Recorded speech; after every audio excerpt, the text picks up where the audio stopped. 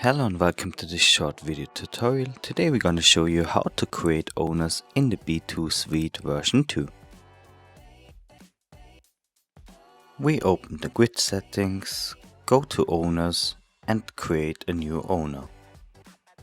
We give the owner a corresponding name, then we can add further information to our owner like department, contact person address,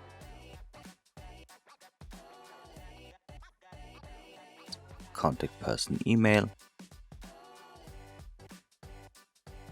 web, street,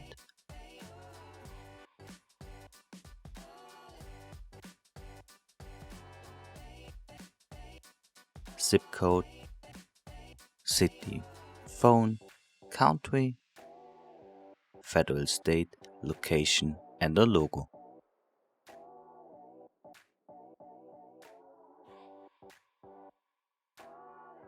Furthermore, you can add a location, a document or photo, or a link. The owner is automatically saved and information is used, for example, in the report. Thank you for watching this video. If you would like more information about B2 and our products, please visit our website.